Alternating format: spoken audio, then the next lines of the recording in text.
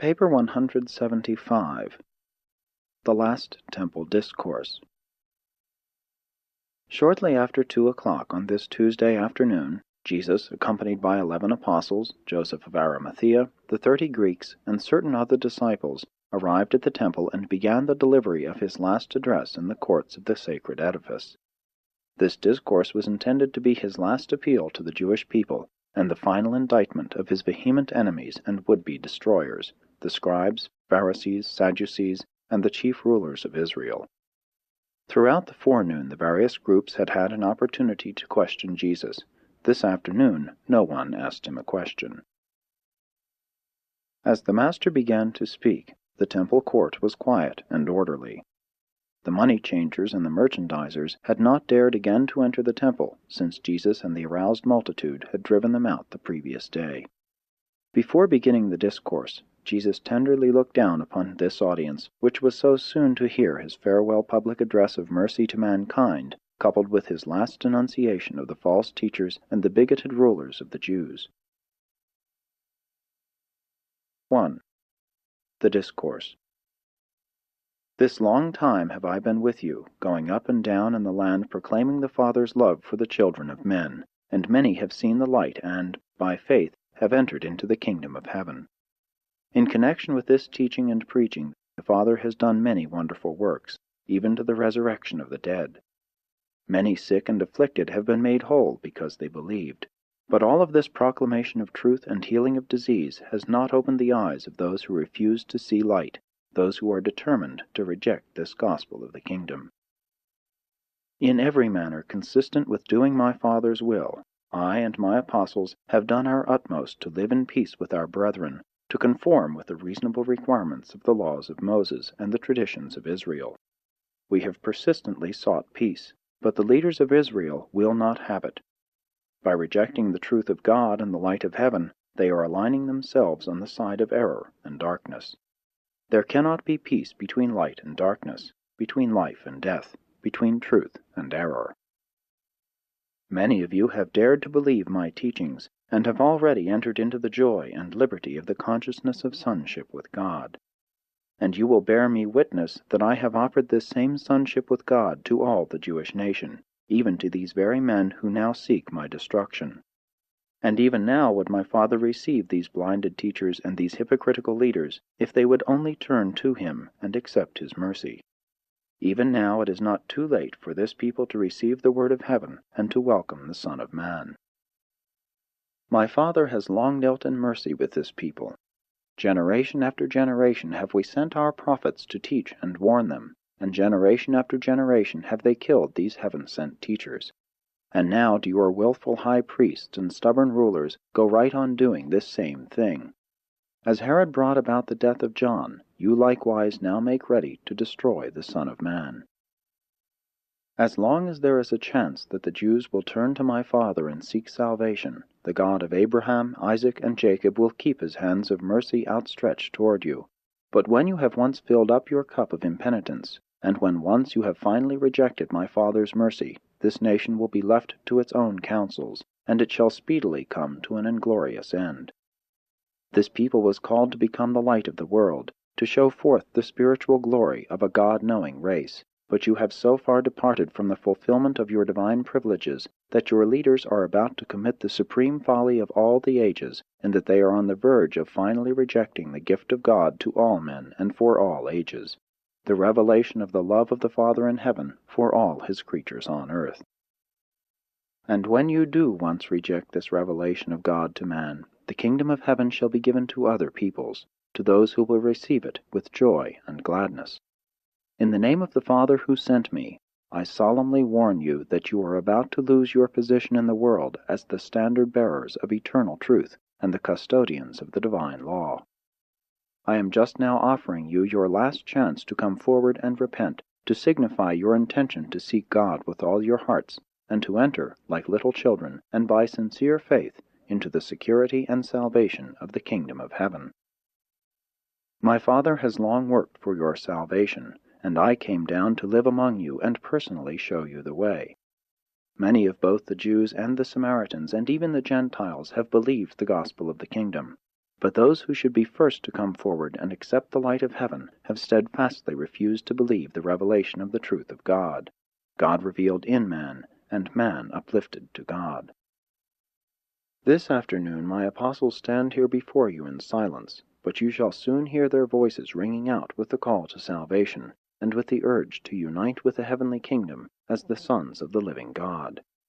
And now I call to witness these my disciples and believers in the gospel of the kingdom, as well as the unseen messengers by their sides, that I have once more offered Israel and her rulers deliverance and salvation. But you all behold how the Father's mercy is slighted, and how the messengers of truth are rejected.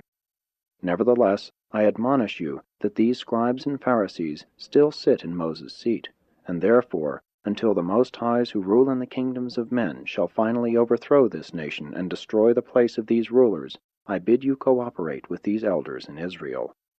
You are not required to unite with them in their plans to destroy the Son of Man, but in everything related to the peace of Israel, you are to be subject to them. In all these matters, do whatsoever they bid you, and observe the essentials of the law, but do not pattern after their evil works. Remember, this is the sin of these rulers. They say that which is good, but they do it not. You well know how these leaders bind heavy burdens on your shoulders, burdens grievous to bear, and that they will not lift as much as one finger to help you bear these weighty burdens. They have oppressed you with ceremonies, and enslaved you by traditions. Furthermore, these self-centered rulers delight in doing their good works so that they will be seen by men. They make broad their phylacteries and enlarge the borders of their official robes. They crave the chief places at the feasts and demand the chief seats in the synagogues. They covet laudatory salutations in the marketplaces and desire to be called rabbi by all men. And even while they seek all this honor from men, they secretly lay hold of widows' houses and take profit from the services of the sacred temple. For a pretense, these hypocrites make long prayers in public and give alms to attract the notice of their fellows. While you should honor your rulers and reverence your teachers, you should call no man father in the spiritual sense, for there is one who is your Father, even God. Neither should you seek to lord it over your brethren in the kingdom. Remember, I have taught you that he who would be greatest among you should become the server of all. If you presume to exalt yourselves before God, you will certainly be humbled. But whoso truly humbles himself will surely be exalted. Seek in your daily lives not self-glorification, but the glory of God. Intelligently subordinate your own wills to the will of the Father in heaven. Mistake not my words. I bear no malice toward these chief priests and rulers who even now seek my destruction. I have no ill will for these scribes and Pharisees who reject my teachings. I know that many of you believe in secret, and I know you will openly profess your allegiance to the kingdom when my hour comes. But how will your rabbis justify themselves, since they profess to talk with God, and then presume to reject and destroy him who comes to reveal the Father to the worlds? Woe upon you, scribes and Pharisees, hypocrites! You would shut the doors of the kingdom of heaven against sincere men because they happen to be unlearned in the ways of your teaching. You refuse to enter the kingdom, and at the same time do everything within your power to prevent all others from entering. You stand with your backs to the doors of salvation, and fight with all who would enter therein. Woe upon you, scribes and Pharisees, hypocrites that you are! For you do indeed encompass land and sea to make one proselyte, and when you have succeeded, you are not content until you have made him twofold worse than he was as a child of the heathen. Woe upon you, chief priests and rulers, who laid hold of the property of the poor, and demand heavy dues of those who would serve God as they think Moses ordained. You who refuse to show mercy, can you hope for mercy in the worlds to come? Woe upon you, false teachers, blind guides! What can be expected of a nation when the blind lead the blind? They both shall stumble into the pit of destruction. Woe upon you who dissimulate when you take an oath! You are tricksters, since you teach that a man may swear by the temple and break his oath, but that whoso swears by the gold in the temple must remain bound. You are all fools and blind.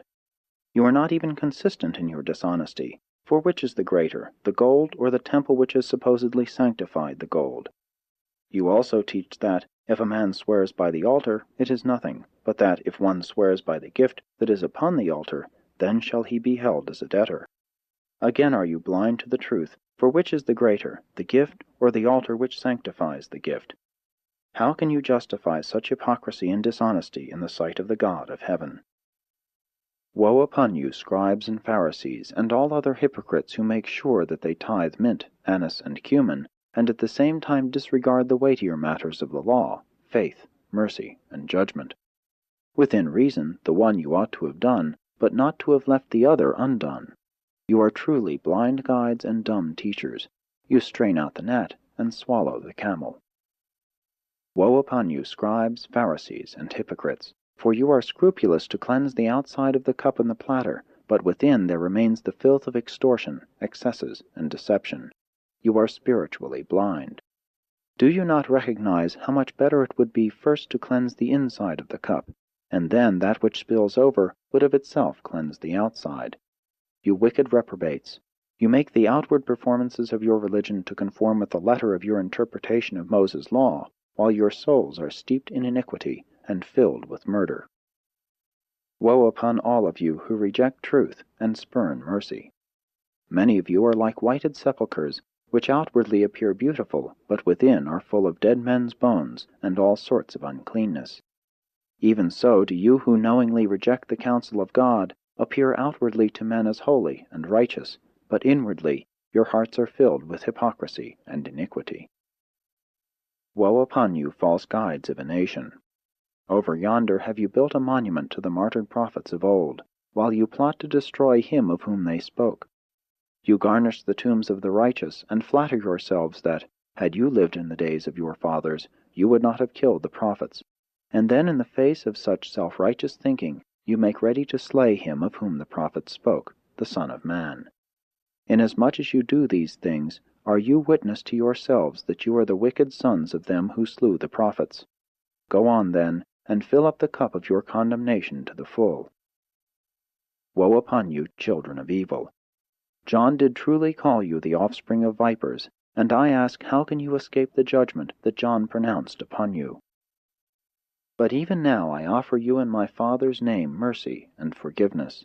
Even now I proffer the loving hand of eternal fellowship. My Father has sent you the wise men and the prophets. Some you have persecuted, and others you have killed. Then appeared John proclaiming the coming of the Son of Man, and him you destroyed after many had believed his teaching. And now you make ready to shed more innocent blood. Do you not comprehend that a terrible day of reckoning will come, when the Judge of all the earth shall require of this people an accounting for the way they have rejected, persecuted, and destroyed these messengers of heaven? Do you not understand that you must account for all of this righteous blood, from the first prophet killed down to the times of Zechariah, who was slain between the sanctuary and the altar? And if you go on in your evil ways, this accounting may be required of this very generation. O Jerusalem and the children of Abraham, you who have stoned the prophets and killed the teachers that were sent to you, even now would I gather your children together as a hen gathers her chickens under her wings, but you will not. And now I take leave of you. You have heard my message and have made your decision. Those who have believed my gospel are even now safe within the kingdom of God. To you who have chosen to reject the gift of God, I say that you will no more see me teaching in the temple. My work for you is done. Behold, I now go forth with my children, and your house is left to you desolate. And then the Master beckoned his followers to depart from the temple. 2. Status of individual Jews. The fact that the spiritual leaders and the religious teachers of the Jewish nation one time rejected the teachings of Jesus and conspired to bring about his cruel death does not in any manner affect the status of any individual Jew in his standing before God. And it should not cause those who profess to be followers of the Christ to be prejudiced against the Jew as a fellow mortal. The Jews as a nation, as a socio-political group, paid in full the terrible price of rejecting the Prince of Peace.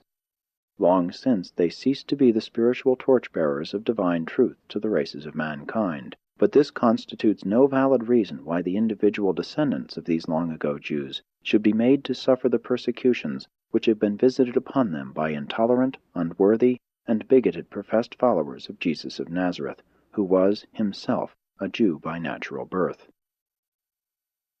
Many times has this unreasoning and unchristlike hatred and persecution of modern Jews terminated in the suffering and death of some innocent and unoffending Jewish individual, whose very ancestors in the times of Jesus heartily accepted his gospel and presently died unflinchingly for that truth which they so wholeheartedly believed.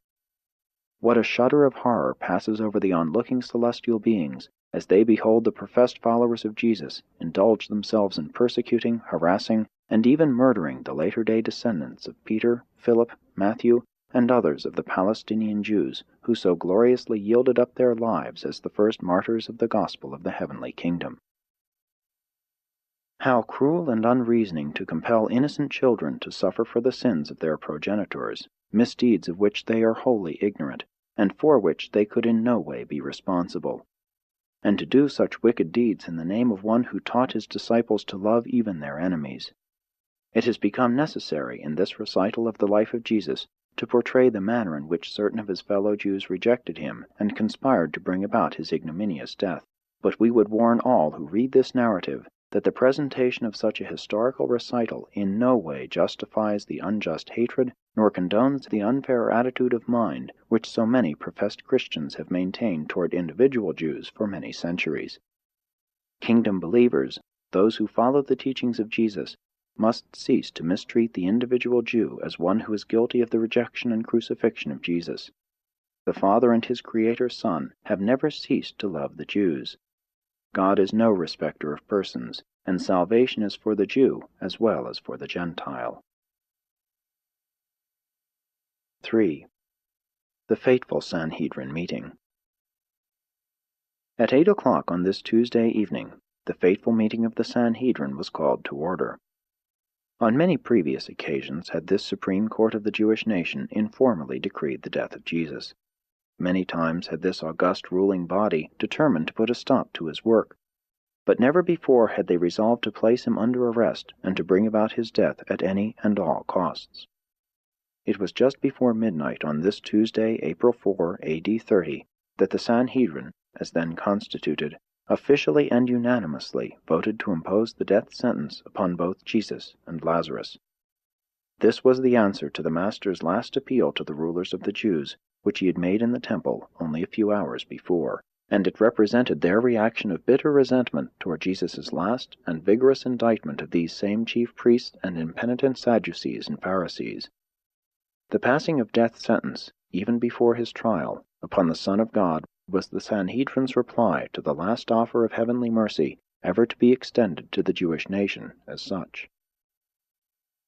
From this time on, the Jews were left to finish their brief and short lease of national life, wholly in accordance with their purely human status among the nations of Urantia.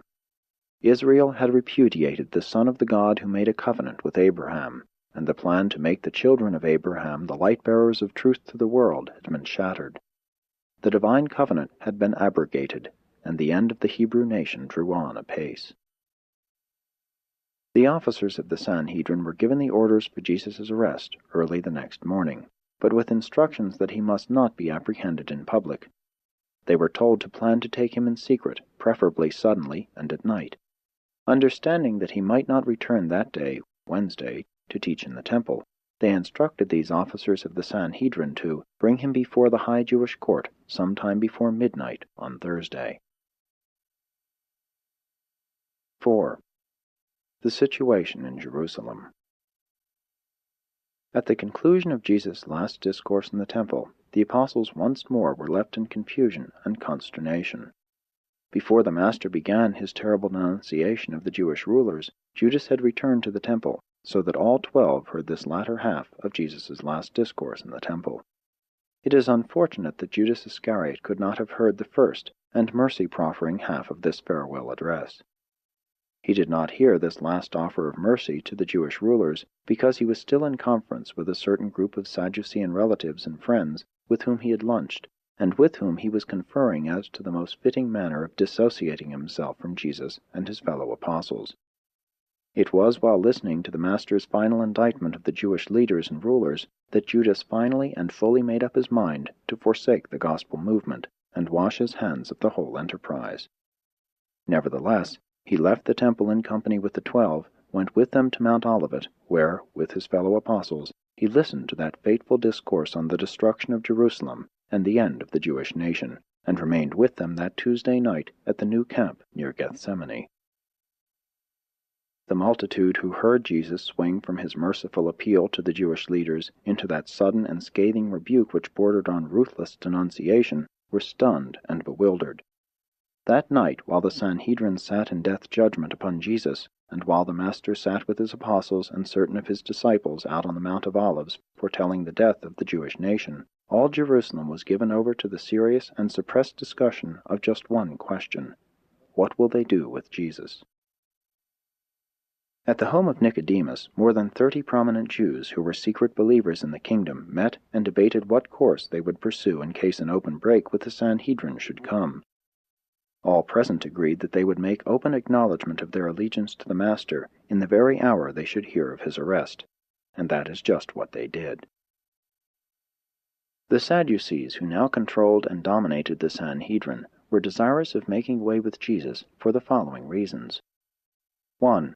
They feared that the increased popular favor with which the multitude regarded him threatened to endanger the existence of the Jewish nation by possible involvement with the Roman authorities. 2. His zeal for temple reform struck directly at their revenues. The cleansing of the temple affected their pocketbooks. 3. They felt themselves responsible for the preservation of social order, and they feared the consequences of the further spread of Jesus' strange and new doctrine of the brotherhood of man. The Pharisees had different motives for wanting to see Jesus put to death. They feared him because 1. He was arrayed in telling opposition to their traditional hold upon the people. The Pharisees were ultra-conservative, and they bitterly resented these supposedly radical attacks upon their vested prestige as religious teachers. 2. They held that Jesus was a lawbreaker, that he had shown utter disregard for the Sabbath and numerous other legal and ceremonial requirements. 3. They charged him with blasphemy because he alluded to God as his Father. 4. And now were they thoroughly angry with him because of his last discourse of bitter denunciation, which he had this day delivered in the temple as the concluding portion of his farewell address. The Sanhedrin, having formally decreed the death of Jesus and having issued orders for his arrest, adjourned on this Tuesday near midnight, after appointing to meet at 10 o'clock the next morning at the home of Caiaphas the high priest, for the purpose of formulating the charges on which Jesus should be brought to trial. A small group of the Sadducees had actually proposed to dispose of Jesus by assassination, but the Pharisees utterly refused to countenance such a procedure. And this was the situation in Jerusalem and among men on this eventful day, while a vast concourse of celestial beings hovered over this momentous scene on earth, anxious to do something to assist their beloved sovereign, but powerless to act because they were effectively restrained by their commanding superiors.